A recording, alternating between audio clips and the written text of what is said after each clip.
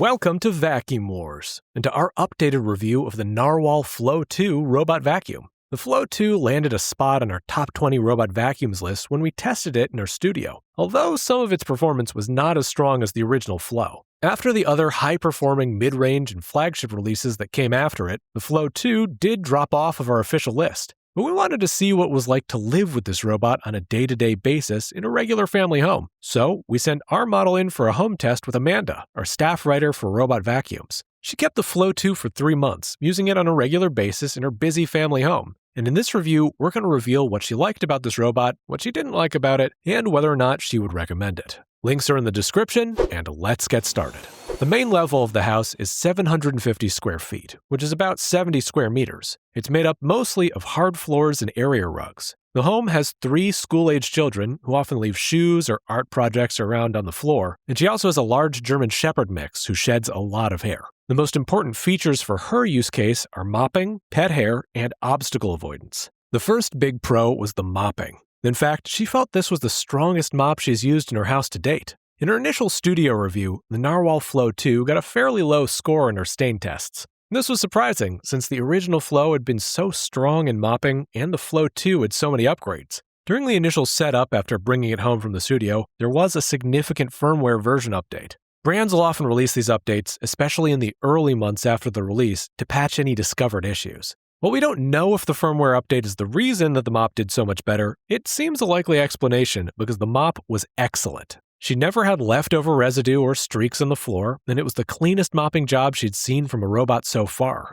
Moving on to the vacuum itself, this was a strong model. Since the house has mainly hard floors and a low pile rug, basic sweeping is not usually an issue, but pet hair definitely is. Anyone who's seen other home reviews from Amanda knows that this has been an area of frustration, especially with regards to dustbin overfilling, and since the Flow 2's dustbin is on the small side at 300 milliliters, she was a little concerned. But the Flow 2 never overfilled, it never had trouble with hair clogs, and it never had tangles around the brush. This alone was enough to make her extremely happy with it, as frequent hair clogging and the suction issues it creates can be a real problem. So, as far as sweeping and mopping, the Flow 2 was a great floor cleaner. One of the most heavily marketed aspects of the Flow 2 is its powerful AI obstacle recognition and avoidance. This model was strong in our studio test for obstacle avoidance, so we did expect it to do well, and we were not disappointed. In fact, it is so far the undefeated champion in her home. The Flow 2 never once got stuck on a cable, which is a first. With a lot of family members working and studying at home, extension cords and device cables are a big factor. The Flow 2 once picked up a small piece of paper that jammed the brush, and it got caught under a chair and fell asleep there for half a day while she was away from home. But those were the only times that the Flow 2 had a driving issue that needed human intervention. And the robot moved as well in the dark as it did in the daytime.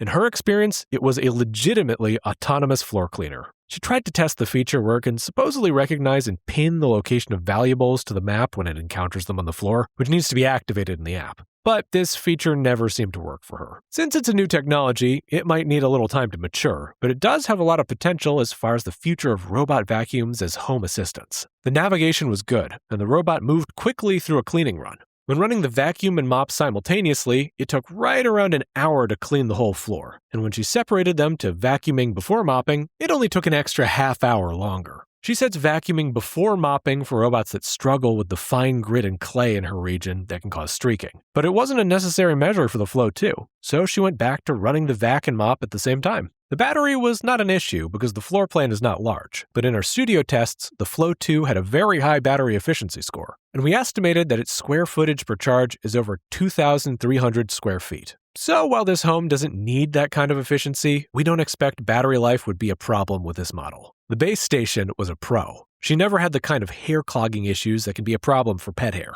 The mop pad stayed clean and soft, and the cleaning tray was easily accessible for removal and cleaning, and it sat easily back into the station. The dock is attractive and narrow enough to easily find a home for it, and it also has a light feature with color options that she enjoyed. Narwal released a white version of the robot shortly before this video came out, which she would have liked, as her dog is white and shows up easier on dark surfaces. The dustbin and channel did go through a drying cycle after a cleaning run, but a voice would announce when it was complete several hours after running the robot. This was startling, especially when it went off in the middle of the night after she had run the robot in the evening. She tried to turn this off in the app, but it was not clear how to do this without turning all the voice alerts off, which brings us to her complaints about the Flow 2. The Narwal app was not her favorite. While it had plenty of features and was very granular in its controls, the interface was not intuitive, and some things were hard to find, even with the search feature. The child lock was located in a general settings tab that seemed to have a lot of unrelated miscellaneous features, and it was not easy to find other special settings like the lighting options.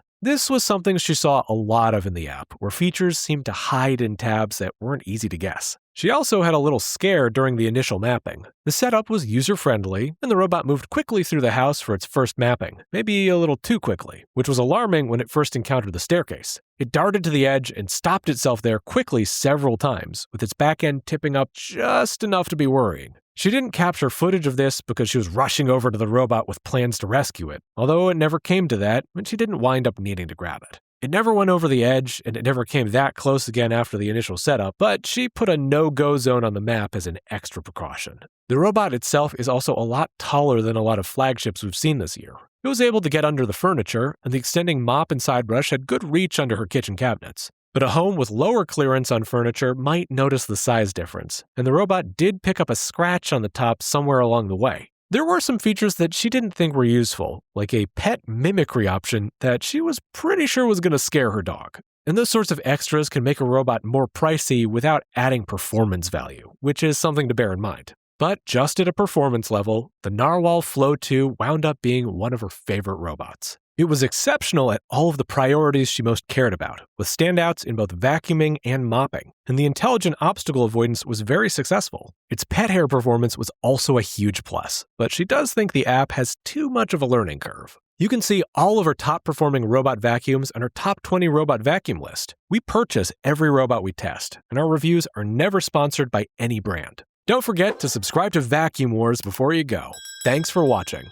Vacuum Wars independently tests new vacuums year-round, and the links in the description are updated regularly to reflect our latest top picks across multiple categories. You'll also find detailed rankings on the Vacuum Wars website, including our top 20 robot vacuums, top cordless vacuums, and more. Every review here is unsponsored, just honest results.